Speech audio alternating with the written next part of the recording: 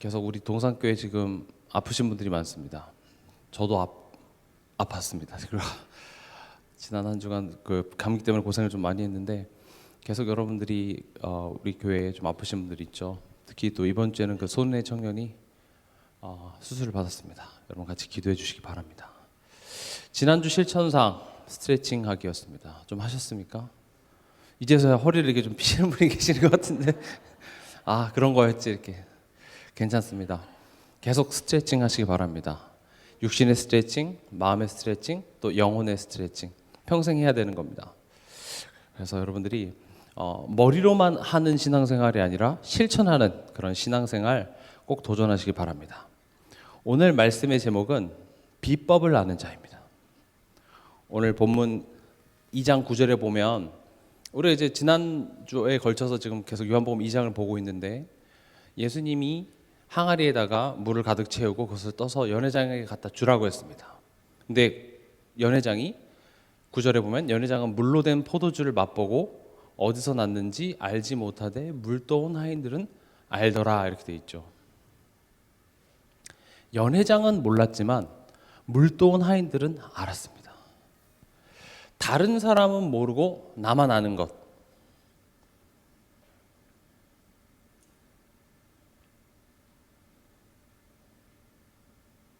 우리는 그것을 비법이라고 합니다.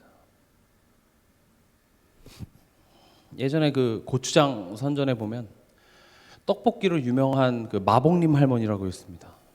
그 신당동에 가면은 떡볶이 거리가 아직도 있는지 모르겠는데 거기서 이제 가장 유명한 떡볶이 집이 이제 마복님 할머니였거든요. 그 할머니가 고추장 선전에 나와서 이제 고추장 비밀이 뭡니까 하니까 비밀은 며느리도 몰라, 아무도 몰라 이렇게 왜 장사하시려고 막 이렇게. 비법은요 아무도 모르는 것, 근데 나만 아는 것, 이걸 비법이라고 합니다.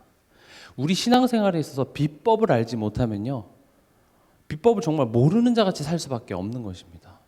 우리에겐 비법이 있습니다. 세상이 모르는 비법 뭘까요? 복음이겠죠. 시시하십니까?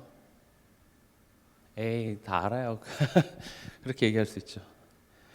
근데 세상은 복음을 몰라서 고통 중에 있습니다. 우리 또한도 이따 뒤에서도 말씀드리겠지만 복음을 알지만 이 비법을 모르는 자 같이 삶을 살고 있기 때문에 힘든 것입니다. 세상이 무엇을 모르죠? 복음이라는 말은 진짜 문제를 모른다는 말입니다. 복음은 진짜 문제를 아는 것이 복음이고 복음을 모른다는 것은 뭐가 문제인지 모르는 것. 성경이 말하고 있는 진짜 문제는 죄라고 얘기를 하고 있습니다. 이 죄라는 것은 하나님 떠난 상태를 얘기하고 하나님 떠났기 때문에 당연히 사단에게 장악되어져 있는 그 상태를 얘기합니다. 인생이 왜 불행한지, 어떻게 이렇게 살면 살수록 인생이 쉬워지시는 분 혹시 계십니까? 여기서 나이가 제일 연세가 많으신 분들한테 한번 물어보면 살면 살수록 쉬워지다 이렇게 얘기하시는 분은 아마 없을 거예요. 이게 참 내 뜻대로 내 계획대로 이게 흘러가지가 않습니다. 계획대로 되면 얼마나 좋을까요? 그래서 이제 내 인생이 이렇게 불행한 이유를 나름대로 이렇게 찾아보죠. 내 어렸을 때 기억들, 경험들, 또 내가 했던 선택들을 되돌려 보면서 그래 요거 때문에 내가 좀 불행한 거 아닐까? 지금 내가 마주한 이 현실 때문에 내가 불행한 거 아닐까? 그래서 그것을 해결하기 위해서 노력하는 것이 인생의 모습입니다. 지금 요한복음 2장은 포도주가 떨어진 혼인잔치죠. 그럼 포도주가 왜 떨어졌는지에 대해서 원인을 맨날 분석해봤자 포도주가 없는 현실은 바뀌지가 않습니다. 그렇죠? 누가 잘못했고 어떤 계획을 잘못했는지 분석해봤자 지금 현실은 뭐예요? 포도주가 떨어진 상황이에요. 또 포도주를 어디서 빌려온다고 해서 그 결혼 그 혼인 잔치는 어찌어찌 지나갈 수 있지만 그렇다고 해서 결혼 생활이 행복해질까요? 그건 아니죠. 혹시 이 자리에 나는 그때 결혼식 때 예식장에 뷔페 음식이 맛이 없어서 불행하다라고 생각하시는 분 계십니까? 그때 그 사진 기사가 사진을 좀 잘 못 찍어줘서 그래서 내가 불행한가 보다 생각하시는 분 계십니까? 생각도 안 나죠. 지금 무엇이 문제인지 사실 몰라요. 근데 내가 그러니까 뭐 때문에 고통스러운지를 모르고 고통스러운 게 더 힘들기 때문에, 그래서 뭔가 하나 이렇게 원망의 대상 하나씩 다 만들어 놓습니다. 그래서 제가 지난주에는 그것을 사단의 헛된 결핍이라고 말씀드렸죠. 사단은 우리 삶 속에 그런 헛된 결핍을 만들어냅니다. 그 말은 뭐 더 있었으면 좋겠다, 이렇게 잘 됐으면 좋겠다라고 희망하는 게 잘못됐다는 말이 아니라 그것 때문에 내가 불행하다고 생각되어지는 거. 그것 때문에 내가 불행하다고 생각하는 순간 그것이 내 신이 됩니다. 그게 내 종교입니다. 요거 해결하는 게 내 인생의 목적이 됩니다. 하나님은 그 목적을 달성하는 데 있어서 도움을 주실 뿐이지, 하나님을 섬기는 것이 아니라 내가 불행하다고 생각하는 것에서 나오는 것이 내 종교가 돼 있어요. 누구에겐 그게 돈이 될 수 있고요. 누구에게는 어렸을 때 나의 가정 환경, 이런 상황이 나를 불행하다고 생각했기 때문에 나는 커서 내가 어렸을 때 자라왔던 환경과 다른 결혼 생활, 다른 어떤 삶을 할 거야 라고 하지만, 신기하게도요, 그게 반복이 돼요. 그렇게 싫었던 우리 부모님의 모습을 내가 반복하고 있는 모습도 보여지고요. 또 그렇게 싫었던 나의 모습이 내 자녀에게 그대로 가고 있는 모습도 보여지고요. 성경이 말하고 있는 진짜 문제는 뭡니까? 하나님을 떠난 상태. 성경은 하나님을 떠난 상태 속에 있는 인간은 절대 행복할 수 없다. 이게 지금 성경이 얘기하는 겁니다. 그래서 인간은 하나님을 만나야 된다. 믿으십니까? 하나님을 떠난 상태 속에 있는 인간은 행복할 수 없습니다. 그럼 저 하나님 만났는데요, 하나님을 떠났다라는 것은 우리가 그 관계적으로 떠나는 것도 되지만, 이번 한 주간 내가 하나님 없는 것처럼 살았으면 거기에도 행복 없습니다. 물론 죽어서 천국 가겠죠. 물론 내가 하루 마치고 오늘 저녁에 하나님께 기도할 수 있는 권세는 있으나, 그 하나님이 주시는 기쁨과 행복은 하나님과 소통할 때, 관계가 회복될 때만 있어요. 그럼 여기는 사실 답이 이미 주어졌습니다. 이번 한 주간 내 삶이 왜 이렇게 만족이 없었을까? 왜 이렇게 우울했을까? 하나님 떠난 인간은 행복할 수 없습니다. 하나님을 떠났다라는 말은 빛이 떠났다는 말도 됩니다. 빛이 부재하면 거기에 뭐가 찾아오죠? 어둠이 찾아옵니다. 어둠을 주관하는 세력이 뭡니까? 사단입니다. 진짜 문제는 빛이 떠나고 어둠이 장악한 상태, 사단이 장악하니까 거기에 뭐가 찾아옵니까? 당연히 저주와 재앙이 찾아올 수밖에 없습니다. 이게 진짜 문제입니다. 그래서 이게 진짜 문제라면 진짜 해답은 뭐겠습니까? 예수 그리스도입니다. 예수 그리스도를 강조하지만 진짜 문제가 뭔지를 모르면 진짜 해답은 의미를 잃어버리게 됩니다. 처음에는 좋았죠. 근데 여러분 계속 듣다 보면, 또 삶을 살다 보면 예수 그리스도가 모든 문제 해결자라는 말이 되게 식상하게 들리고 때로는 반항심도 생깁니다. 어떻게 이 문제에 예수 그리스도가 해답이야? 답 안 되던데요? 문제 해결 안 되던데요? 우린 그런 반항심이 자꾸 생겨요. 근데 성경은 진짜 문제가 뭔지를 계속 알게 하십니다. 그래서 구약시대 때도 아직 오지 않은 메시아를 기다리게 하는 방법이 율법을 가지고 너가 죄인임을 자꾸 알게 하세요. 오늘 구약권과 1번에도 보면 그 정결의식에 쓰는 항아리에다 물을 채우라고 했잖아요. 정결의식은 씻어야 된다는 말이에요. 씻어야 된다는 말은 뭘 의미합니까? 너는 더럽다고 얘기를 하는 거예요. 위생적으로 더러운 개념이 아니라 성경에서 말하는 더럽다라는 것은 하나님과 관계가 단절되다, 우리가 하나님을 대적한다, 이런 의미에서의 더러움입니다. 그래서 성경에 더러운 귀신 하면 막 이상한 청국장 냄새 나는 귀신이 아니라 하나님을 믿지 못하게, 하나님과의 관계에서 단절된 귀신, 이게 귀신입니다.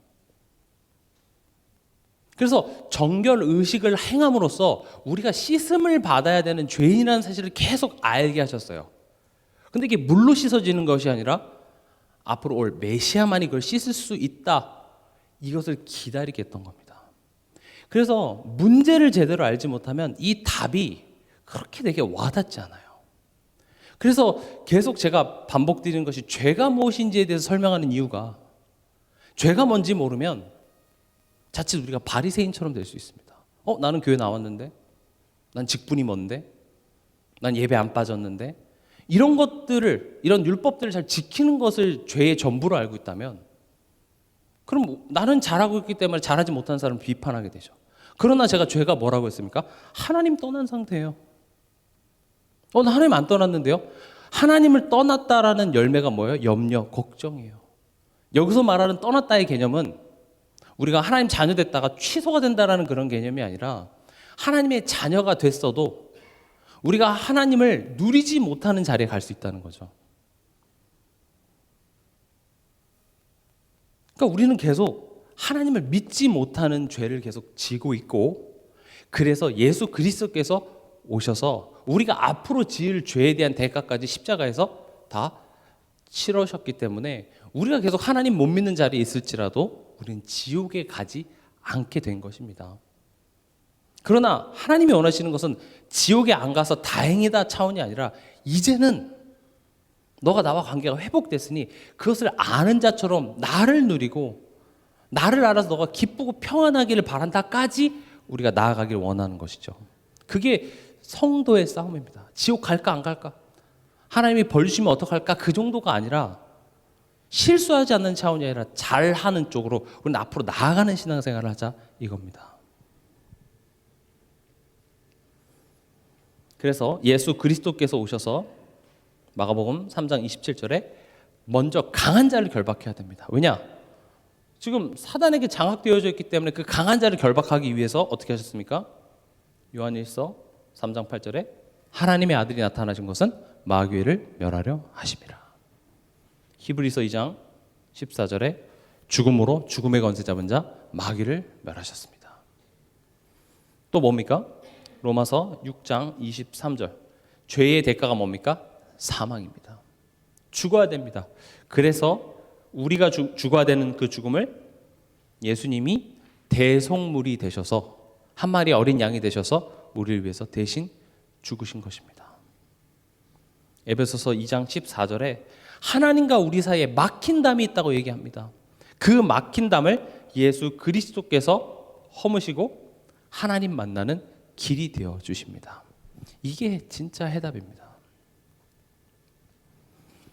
우린 이 사실이 믿어지는 은혜를 입고 하나님의 자녀가 됐습니다. 근데 문제는 뭐냐? 우리에게 이런 비법이 있지만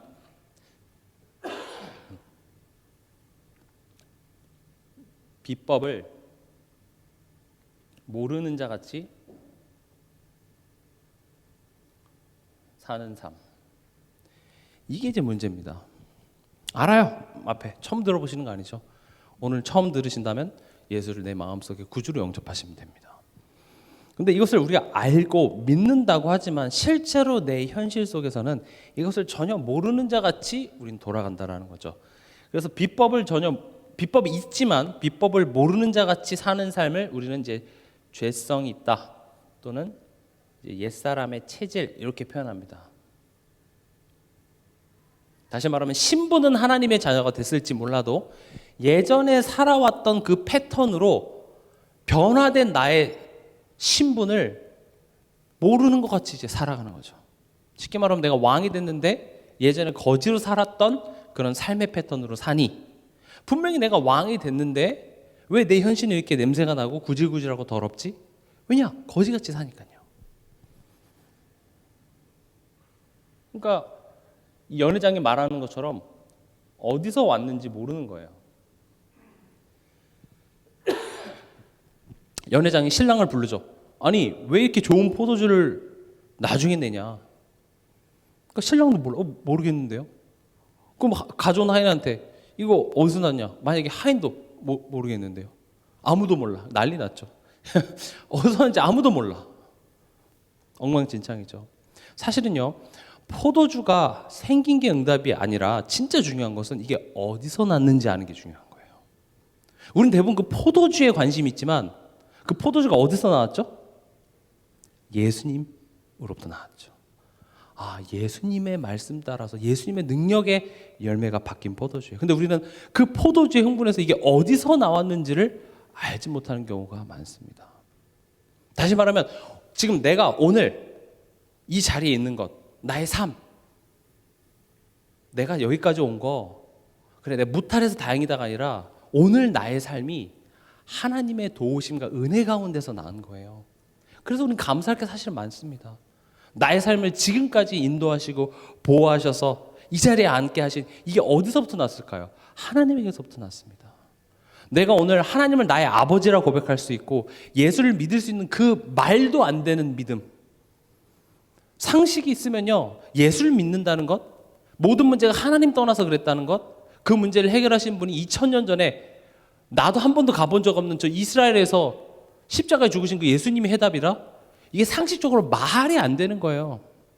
믿어지십니까 이게? 믿어지잖아요. 이게 어디서 나왔을까요? 이게 니고데모가 궁금해서 물어봤다니까 예수님한테. 이게 믿어지려면 엄마 뱃속 다시 거듭나야 돼. 그러니까 니고데모가 뭐라 그래요? 아니 어떻게 엄마 뱃속으로 들어갈 수 있죠? 이게 이해가 될 수 없어요. 이 믿음이 어디서부터 났습니까? 하나님에게서부터 났습니다. 여러분들은 진짜 어디서부터 왔는지를 알면 우리는 참 감사하게 되어 있습니다. 그래, 맞아. 지금 난 나의 현실에 이런 크고 작은 문제 앞에 불평, 불만할 수 있습니다. 그러나 가만히 생각해 보면 나는 하나님의 사랑으로부터 나온 자입니다. 내가 적당히 살다가 어느 날 우연히 누구를 통해서 예수님을 만난 것 같지만 하나님은 창세 전이라고 얘기합니다.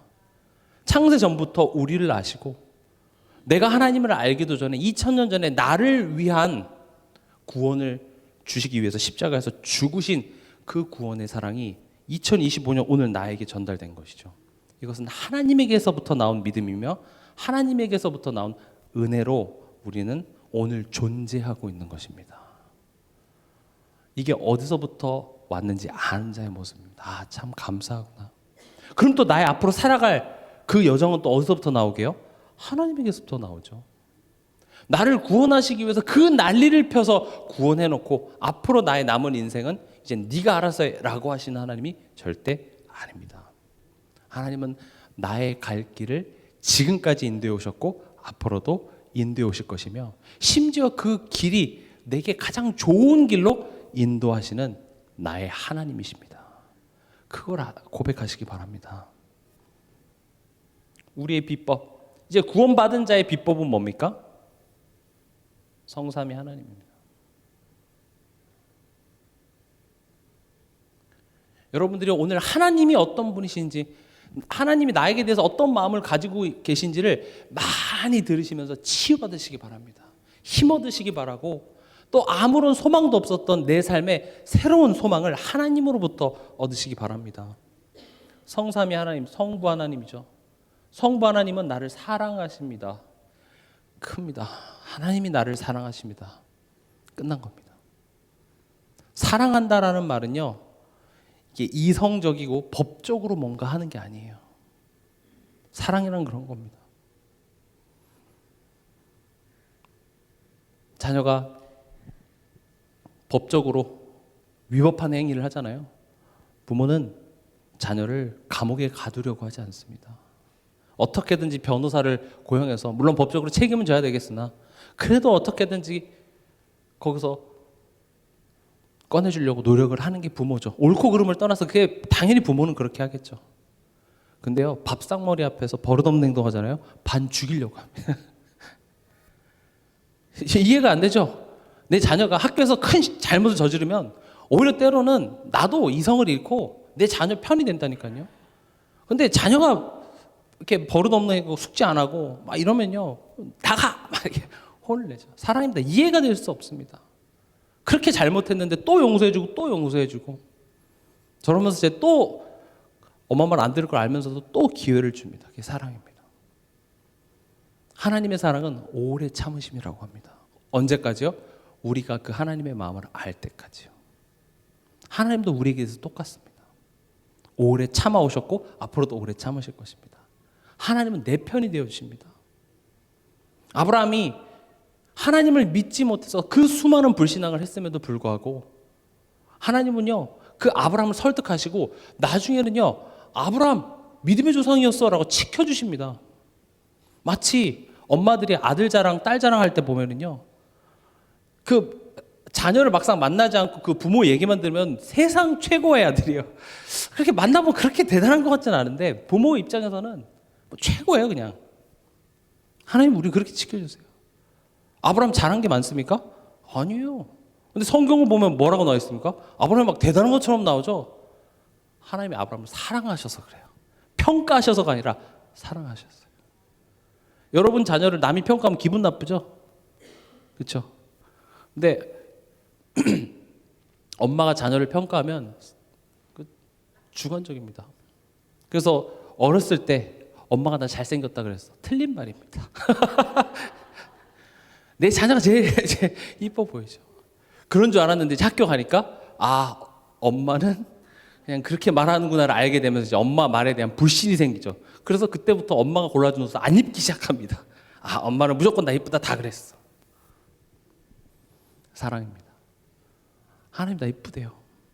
못하고 해서 또 하자 그래요. 사랑 그 단어 안에는 참 많은 것들이 들어있고 여러분들이 많이 공감할 수 있는 이유가 하나님이 여러분들로 하여금 부모의 자리에 가정을 통하여서 그 하나님이 우리를 사랑하시는 그 마음을 조금 공감할 수 있도록 부모의 자리에 하나님께서는 그 역할을 맡겨놓으신 것입니다. 공감되시죠? 부모가 자녀 사랑하는 그런 마음. 저는 아직 공감이 그렇게 되지는 않습니다만은 그 하나님께서 통치하십니다. 마치 부모가 자녀를 이렇게 키워나가듯이 통치라는 말은 그 뜻을 이뤄나가십니다. 설득하시면서. 또 성자 하나님이 어떻게 하십니까? 십자가에서 구원을 이루시고 성령 하나님께서 우리와 함께 하시며 인도하시는, 사실 이게 우리의 비법입니다. 비법을 알지만 우리가 모르는 것처럼 살고 있기 때문에 실제로 알고 누릴 수 있는 계기를 허락하십니다. 우린 그걸 문제라고 부르기도 하고요, 갈등이라고 부르기도 하고요, 때로는 위기라고 부르기도 합니다. 우리 성경을 한번 같이 찾아보겠습니다. 출애굽기 17장입니다. 9절에서 16절.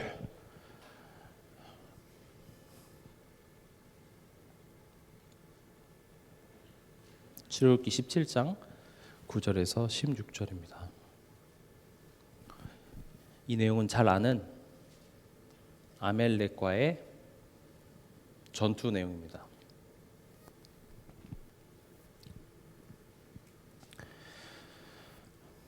9절부터 봅니다. 모세가 여호수아에게 이르되 우리를 위하여 사람들을 택하여 나가서 아멜렉과 싸우라. 내일 내가 하나님의 지팡이를 손에 잡고 산 꼭대기에 서리라. 여호수아가 모세의 말대로 행하여 아멜렉과 싸우고 모세와 아론과 훌은 산 꼭대기에 올라가서 모세가 손을 들면 이스라엘이 이기고 손을 내리면 아멜렉이 이기더니 모세의 팔이 피곤함에 그들이 돌을 가져다가 모세 아래에 놓아 그가 그 위에 앉게 하고 아론과 훌이 한 사람은 이쪽에서 한 사람은 저쪽에서 모세의 손을 붙들어 올렸더니 그 손이 해가 지도록 내려오지 아니한지라. 여호수아가 칼날로 아멜렉과 그 백성을 쳐서 무찌르니라. 여호와께서 모세에게 이르시되 이것을 책에 기록하여 기념하게 하고 여호수아의 귀에 외어 들리라. 내가 아멜렉을 없이 하여 천하에서 기억도 못하게 하리라. 모세가 제단을 쌓고 그 이름을 여호와 니시라 하고 이르되 여호와께서 맹세하시기를 여호와가 아멜렉과 더불어 대대로 싸우리라 하셨다 하였더라. 아멘. 잘 아는 내용이죠. 모세가 손을 들면 이기고 모세가 손을 내리면 지는 그 싸움. 그래서 아론과 훌이 그 팔을 이렇게 잡아줬던 그 싸움을 잘 아시리라고 믿습니다. 이 아멜렉과의 전투를 통하여서 하나님께서는 비법을 알게 아는 계기로 만드셨습니다.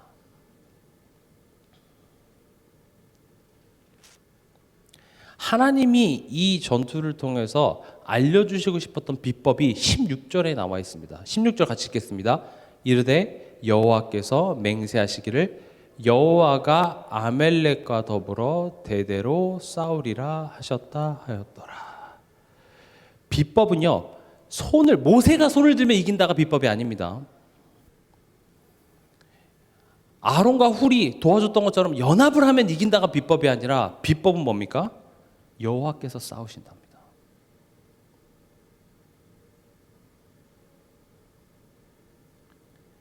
여호와께서 싸우신다가 비법입니다. 그래서 이번 주 실천상이 고백하기인데 일단 결론으로 말씀드리겠습니다. 하나님이 하신다. 이게 비법이에요. 하나님이 하십니다. 하나님이 싸우십니다. 이게 비법이에요. 사람들은요, 내가 나의 어떤 경험으로 해야 될 것 같지만 하나님이 하고 계신다. 하나님이 일하고 계신다. 이게 비법이에요. 가나 혼인잔치의 비법이 정결의식에 쓰는 항아리에 물을 채웠기 때문에 됐을까요? 아니 열심히 채웠기 때문에 했을까요? 떠다 주는 그 컵이 좋아서 그랬을까요? 아니에요. 비법은 뭡니까? 예수님이 하셨어요. 지금 이 아멜렉 전투는 이 비법을 알게 하시는 거예요. 하나님이 하셔. 우리 삶 속의 어떤 문제와 사건을 통해서 하나님은 너에게 비법이 있는데 그 비법이 뭔 줄 알아? 내가 너의 하나님이고 내가 너를 위해서 일하고 있어. 이게 비법이에요. 아무런 응답이 없는 것 같은 상황 속에서도 기뻐할 수 있는 비법이 뭔지 아십니까? 하나님이 일하고 계시기 때문에 그렇습니다. 바울과 실라가 감옥에서도 감사하고 찬양할 수 있었던 이유가 뭔 줄 아십니까? 하나님이 일하고 계시기 때문에 그렇습니다. 바울과 실라는 그것을 많이 체험해서 그럴 수 있었던 실력이 있었던 것뿐이에요. 지금 여러분들 힘든데 감사하세요. 잘 안 나올 겁니다. 바울도 그래서 선교 여행을 통해서 그걸 많이 경험했어요. 아, 그렇구나. 때로는 내가 이해할 수 없는 상황 속에서도 하나님은 가장 좋은 곳으로 일하고 계심을 많이 체험했어요. 많이 체험하니까 어떻게 됩니까? 문제 속에서도 벌써 있구나 그걸 알고 기뻐할 수 있는 그 믿음의 성숙함에 이르렀던 것이고 우리 또한도 하나님은 그 자리까지 가도록 이끄시고 계십니다. 그래서 우리에게 있어서 그런 문제와 어려움들은 내게 비법이 있다라는 사실을 깨닫게 하시는 하나님의 일하심이고 하나님의 설득입니다.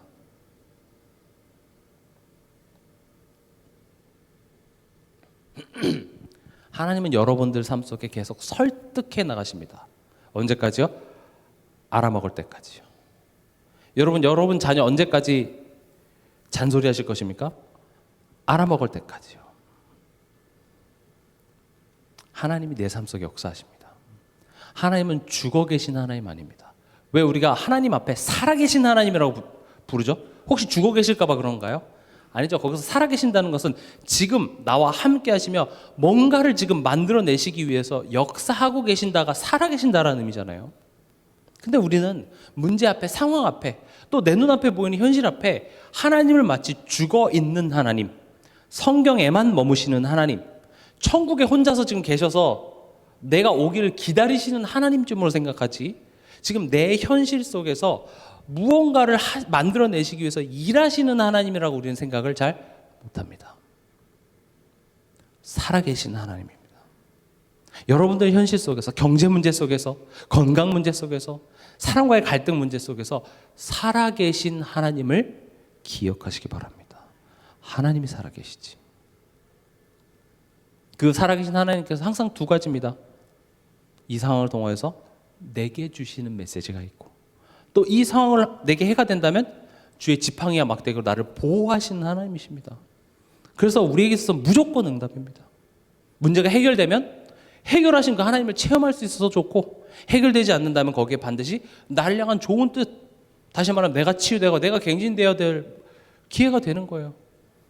그래서 성도에게서 문제가 없다고 얘기할 수 있는 이유가 하나님이 살아계시기 때문에 그렇습니다. 이번 한 주간 여러분들이 살아계신 하나님을 정말로 고백하시고 체험하는 한 주간 되시기 바랍니다. 말로 말고요. 문제 앞에서 겪어봐야 돼요. 안 될 것 같은데, 그래, 이번 주에 살아계신 하나님이 일하신다 고백하라고 했어. 고백했더니 하나님 이렇게 역사하시네. 요게 체험되면은요, 그만큼 내가 하나님을 알게 돼요. 물 떠온 하인들은 알더라 그랬죠. 어떻게 알았습니까? 공부해서 알았습니까? 아니에요. 안 될 것 같은데 말씀 듣고 갖다 줬는데 어디서 이렇게 맛있는 포도주가 났어. 하나님의 일하심을 체험했기 때문에 어디서 왔는지 알더라. 예수님을 알게 된 거예요. 우리 삶 속에 이런 하나님을 많이 체험하시기 바랍니다. 체험하기 위해서는 어떤 기도원에 가고 대단한 은사가 필요한 게 아닙니다. 왜냐? 하나님은 매 순간 내 삶 속에 역사하시기 때문에 어딜 갈 필요가 없어요. 순간 내 마음속에 염려가 찾아온 그 순간에도 하나님 역사하십니다. 내 생각이 바뀌고 하나님을 생각하는데 내 마음이 바뀌고 그걸 보고 성령의 역사라고 얘기합니다. 대단한 기적만 바라고 있으니까 하나님의 역사를 뭔가 체험하는 그 어떤 신비적인 체험을 자꾸 하려고 하는데 뭐 그런 것도 나쁘진 않습니다만은 그렇게까지 가지 않아도 매일 우리 삶 속에 역사하고 계시기 때문에 체험하시기 바랍니다. 이 하나님의 설득하심과 역사하심 속에 항복, 하나님 내 고집, 내 자존심 다 내려놓습니다. 이걸 보고 갈라디아서 2장 20절에 나는 죽고 내 안에 계신 그리스도께서 사는 것이라 이렇게 얘기합니다. 한 번에 되진 않습니다. 이게 우리가 가는 여정입니다. 하나님 앞에 우리가 마침내 두 손 두 발 다 드는 것. 하나님도 고집 센 양반이십니다. 성경 보면 아시죠? 하나님은 절대 포기하지 않습니다. 어떻게든지 만들어내십니다. 이스라엘 백성들을 광야 40년을 뺑뺑이 돌리는 한이 있더라도 40년을 기다리세요. 아브라함이 바뀌길 100년을 기다리십니다. 아들 안 주는 거 가지고. 언제까지요? 내가 하나님 앞에 두 손 두 발 다 들 때까지.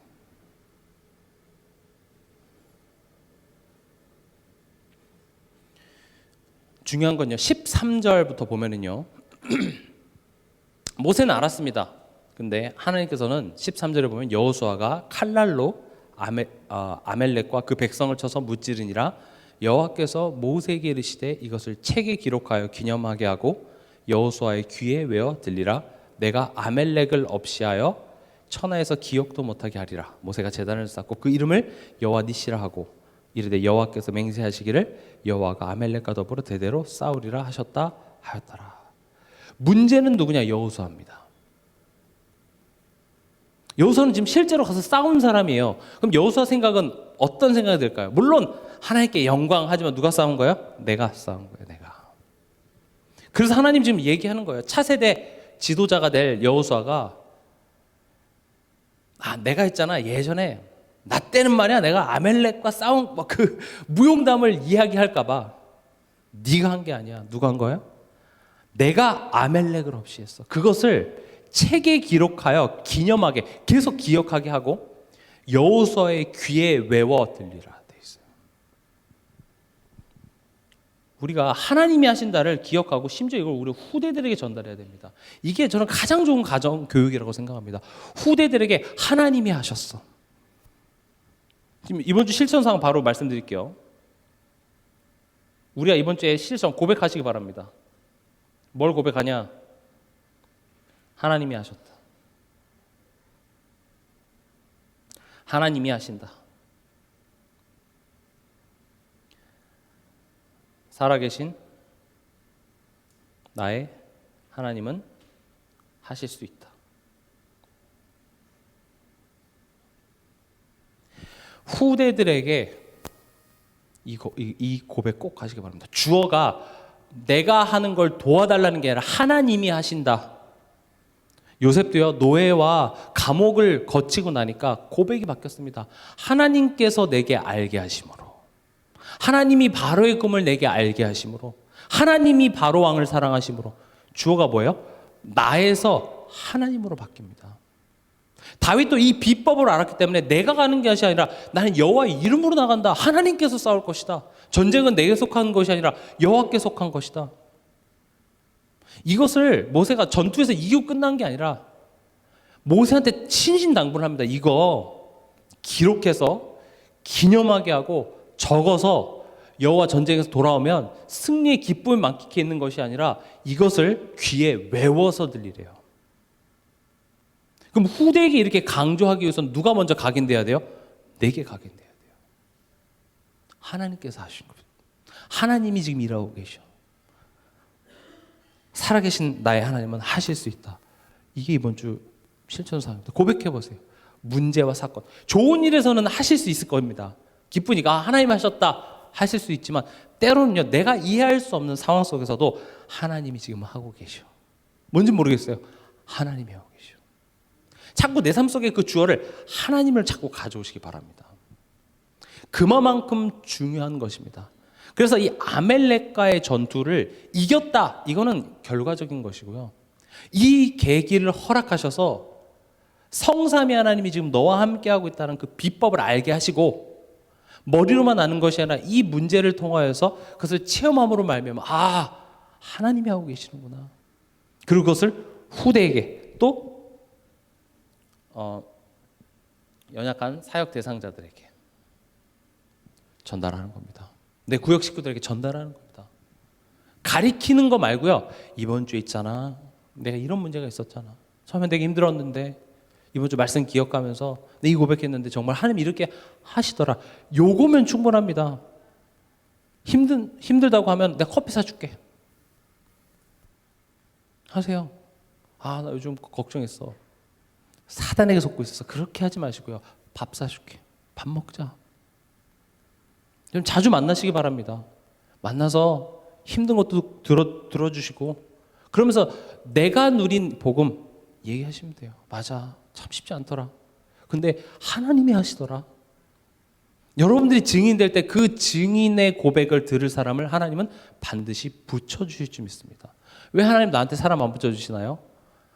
만나면 다른 소리 하잖아요.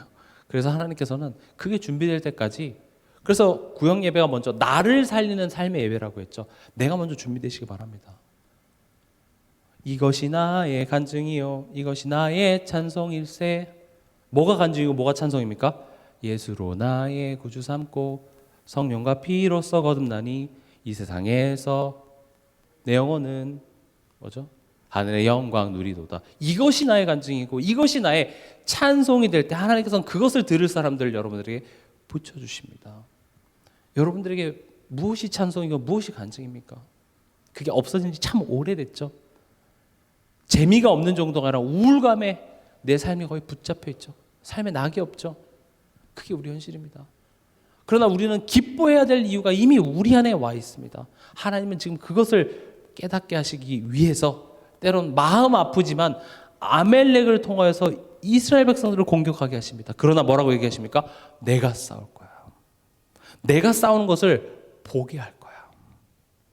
그리고 내가 싸웠음을 여호수아에게 알려. 주변에 알려. 후대에게 알려. 내 자녀에게 알려. 하나님이 하셨습니다. 이게요. 그 어떤 교육보다 후대에게 가장 들려져야 될 복음입니다. 그래서 후대들한테 이걸 어떻게 쉽게 알려줄 수 있냐? 헌금입니다. 예배입니다. 시험 공부해야 되는데 예배 드려. 공부를 포기하고 예배 드리라는 말이 아니라 평상시에 지하고 싶은 거 다 해놓고 제일 하기 싫은 거 2개. 공부, 예배. 그거 내일 시험인데 남겨놓고 그제서야 뭐 하는 거야? 예배를 포기하고 공부하겠다는 거예요. 말도 안 되는 소리 하지 마세요. 저는 차라리 이 시험을 망치는 한이 있더라도 다음번에 미리 해. 헌금도 마찬가지입니다. 하나님이 축복해 주셔야 한다. 이 개념이 잡혀져 있지 않으면요. 결국 내가 열심히 해서 내가 벌어먹고 살아야 될 사람이 돼요. 근데 여러분들 부자들 만나보셨습니까? 성공한 사람들 만나보셨습니까? 그 사람들이 내가 열심히 해서 됐습니다. 그런 사람 없습니다. 진짜 부자들, 진짜 성공한 사람들은요. 이렇게 얘기합니다. 운을 타고났습니다. 우리나라에나 전 세계 글로벌의 그 CEO들도 보면은요. 내 실력이 아니라 그런 투자자들을 만나고 그런 시대가 딱 맞물려서 부자가 된 거예요. 그거 알아요. 그러니까 세상 사람들도 내 열심만을 가지고 벌 수 없다는 걸 다 알아요. 운이었다고 얘기를 한다니까요. 물론 열심히도 했겠지만 열심히 안 하시는 분 계십니까? 다 열심히 해요. 그럼에도 불구하고 우리는 복음을 알고 있잖아요. 그게 빛의 경제, 그걸 아는 자요. 그걸 하나님이 채우셔야만 하는 그 이유를 가진 자, 하나님 그 자에게는 축복을 안 하실 수가 없습니다.